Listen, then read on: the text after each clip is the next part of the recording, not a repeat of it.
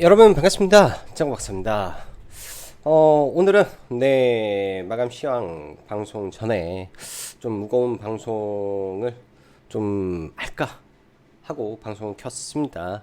일단 최근에 2차전지 종목군들이 뭐 고점 대비해서 뭐 어마무시하게 지금 떨어졌음에도 불구하고 그 자리에서도 뭐 2, 30% 이상 또다시 하락과 하락 그리고 오늘 폭락을 맞이했는데요. 너무나 많은 분들이 이런 종목군들을 보유하시고 계실 것이고 또한 굉장히 힘든 시기이지 않을까라는 생각이 먼저 듭니다. 네.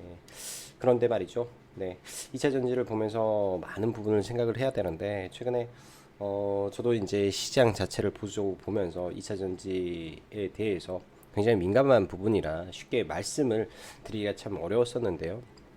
오늘도 뭐 저희 회원님들하고 마음 방송을 진행하면서 이런 2차 전지 종목군들의 주된 하락의 요인들에 대해서 우리가 한번 꼼꼼하게 따져봐야 될 부분인데 사실 뭐 이런 유튜브라든지 뭐 블로그라든지 그리고 단순하게 2차 전지 산업 측면이죠.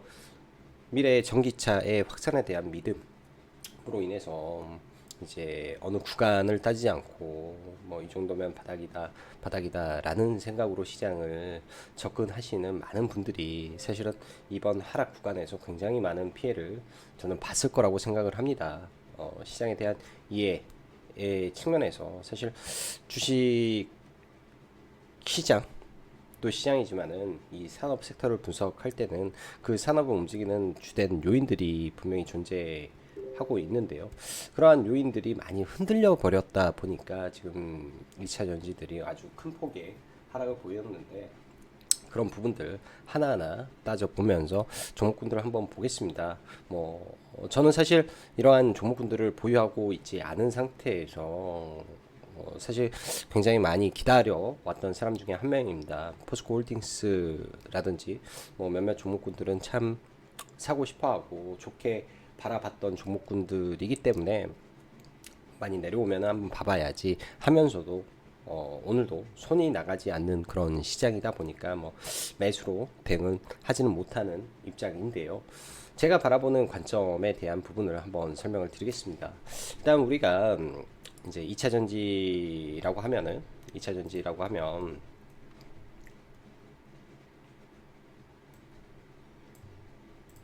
이제 크게 4대 소재가 있죠. 셀에는 4대 소재가 존재합니다. 그 중에서 가장 큰 비중을 차지하고 있는 게 이제 누가 뭐라 해도 양극재고요. 그 다음에 음극재와 전해액이 거의 비슷한 수준으로 들어가고 분리막이 존재를 해서 이렇게 100%가 됩니다. 뭐 이 중간에 뭐 일부 이제 첨가제로 들어가고 하겠지만 그냥 100%라 잡고 이 4대 소재가 이 배터리를 만드는 주된 소재가 되는 것이죠. 그리고 최근에 시장에서 보면은 이 바인딩 계약이 있습니다.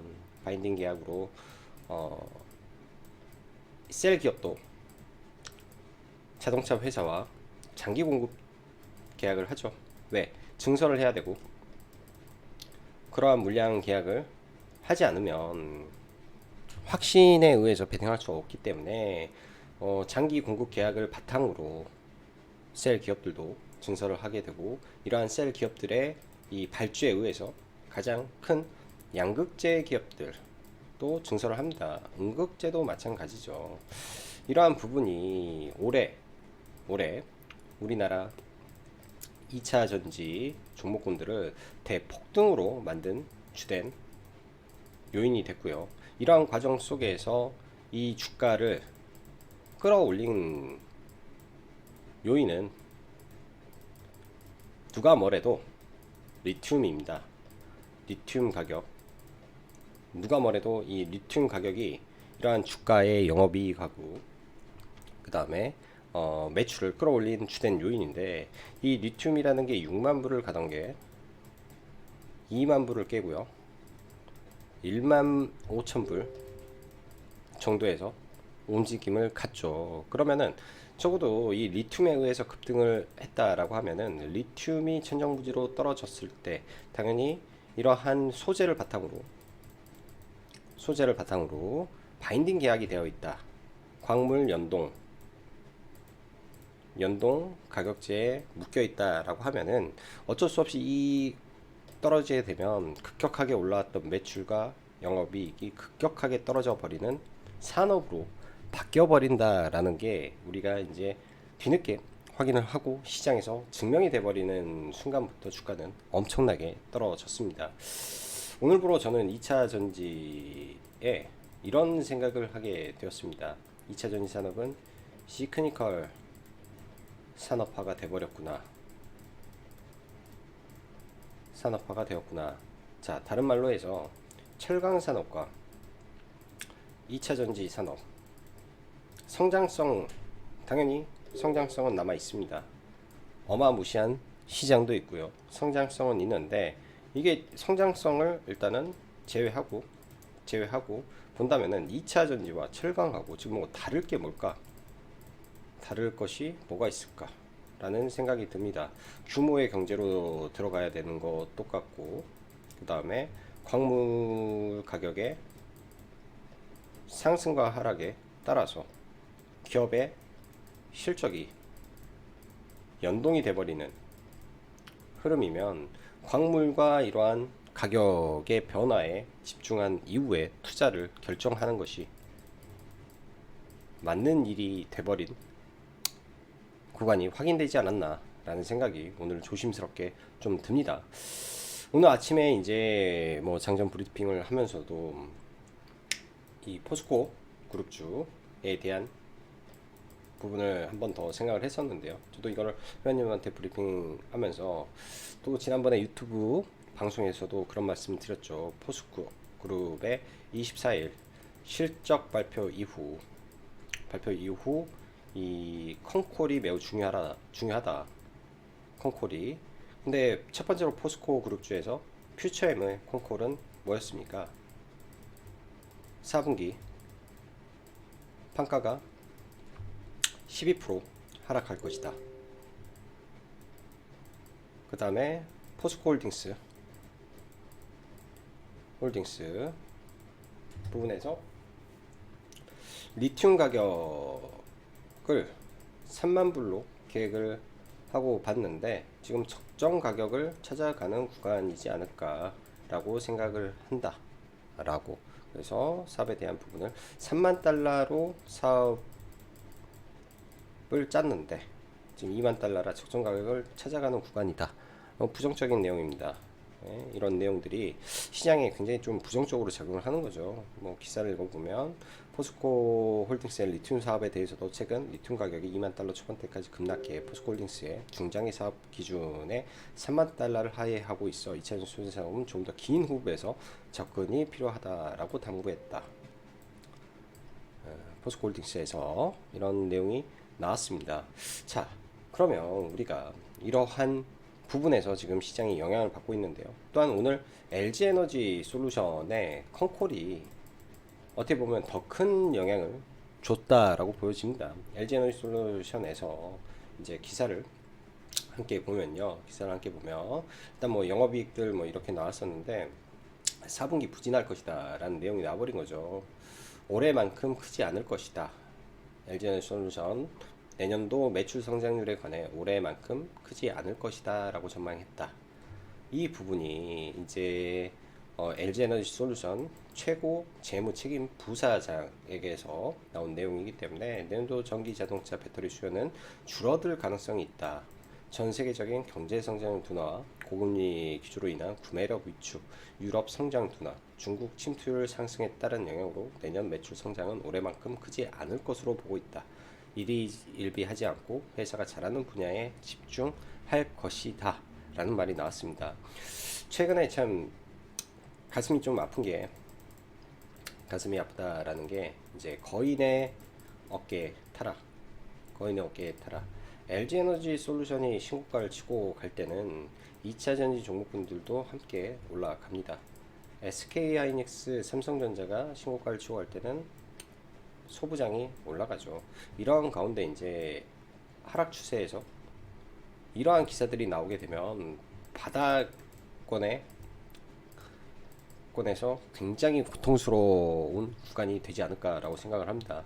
오늘 2차 전지를 보면서 사실 제가 원하는 포스코홀딩스의 가격이 왔는데 사고 싶은 가격인데 그리고 예약 매수 사인도 걸어놓은 구간인데 손이 안 나갔습니다.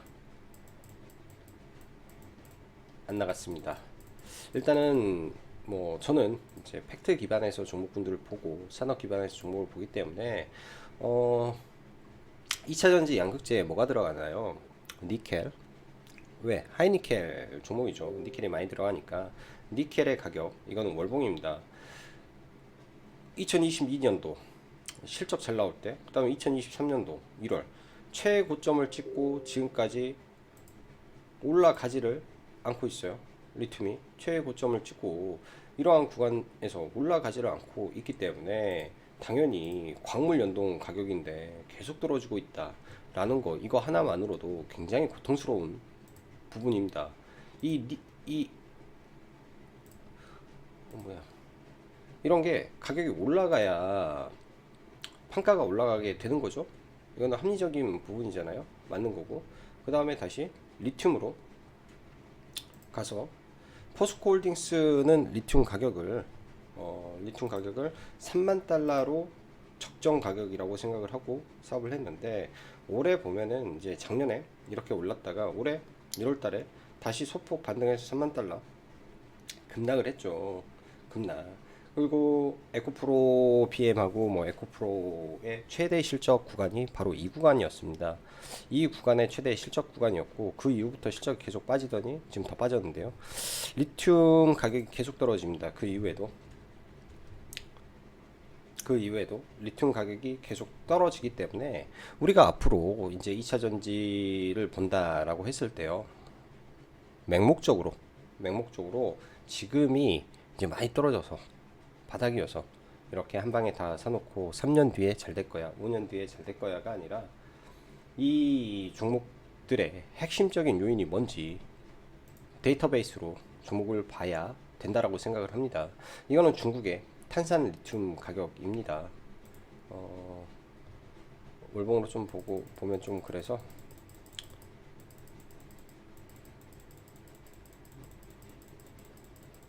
뭐 이렇게만 좀 당겨 볼게요. 계속 떨어지죠. 이거 뭐 위에 앞에는 보이지도 않아요. 앞에는 보이지도 않고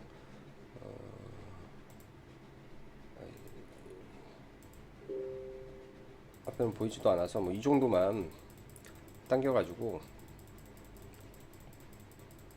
이 정도만 당겨놔도 계속 떨어져서 지금도 15만 위안에 위치하고 있는 겁니다. 굉장히 이거 심각한 부분이라고 좀 봐야 될 것 같고요. 이러한 리튬 가격의 반등과 니켈의 반등 등 추세적인 광물의 변화가 있을 때 비로소 2차 전지가 움직이지 않을까라는 생각을 조심스럽게 합니다. 오늘 2차 전지를 보면서 참 많은 생각이 들었습니다. 이러한 종목군들 뭐 시가총액이 뭐 이 정도까지 밀리는 걸 보면서 굉장히 좀 가슴도 아프고요. 가슴이 아프더라고요. 굉장히 이 정도 떨어졌으면 어느 정도 반등을 해줄 구간까지 왔을 거라고 생각을 했는데도 불구하고 더 떨어지기 때문에 매목적인 기대보다는 사실은 좀 더 경고성 발언을 해드리는 게 합리적이지 않을까라는 개인적인 생각이 들어서 오늘 이런 영상을 좀 찍었고요. 바닥은 우리가 예측해서 들어가는 게 결코 아닙니다. 예측해서 들어가게 되면 그 바닥의 끝이 어딘지 알 수가 없기 때문에 바닥은 예측하면 안 되는 거라고 저는 생각을 하고 있고요. 네. 뭐 의미 있는 구간들은 존재하겠죠. 포스코 같은 경우에는 뭐 철강의 밸류라는 게 분명히 존재를 하고 있기 때문에 다른 종목군들 대비해서 어느 구간 되면은 버텨준다든지 그런 구간이 존재할 거라고 생각을 하는데요. 그런 점까지 고려를 하셔서 봐야 될 것 같습니다. 자, 아무튼 2차 전지 보유하신 분들 너무나 많이 빠져버려 가지고 저도 영상을 찍을까 말까 고민하다가 찍었는데 나중에 종목군들이 돌아오기 위해서는 뭐가 바뀌어야 될지에 대한 부분을 한번 곰곰이 생각해 보시고 시장을 접근하시는 게 어떨까라는 생각에서 말씀을 드렸고요. 그럼에도 불구하고 단기적으로 접근하는 자리들은 분명히 존재합니다. 그런 의미 있는 구간에서 봐야죠. 여기도 마찬가지예요. 뭐 차트 베이스로 본다면은 이러한 갭 자리들 돌파했던 이런 돌파 자리에서 지지받고 올라온 거잖아요. 어떻게 보면. 그래서 반등을 했는데 항상 주식이라는 거는 5일선을 타고 올라가서 정배알화를 만들고 가야 진정한 반등인데 아직까지는 그러한 정배알화가 되지 않아서 아직은 좀 힘들다. 이러한 21일평선을 탈 때까지는 상승 전환이 진행이 된 게 절대 아니다. 뭐 이런 관점에서 종목군들을 봐야 된다라고 보여집니다. 에코프로 BM도 마찬가지예요. 단 한 번도 21선을 타지 못했습니다. 21선을 타고 올라갈 때가 비로소 주가가 제대로 반등하는 시점이기 때문에 그러한 이평선을 타주는지 보시고 그때 시장에 대응하시기 바라겠습니다. 많이 힘든 시장이었던 것 같아요. 다들 힘내시고 오늘 방송은 여기서 마무리하도록 하겠습니다.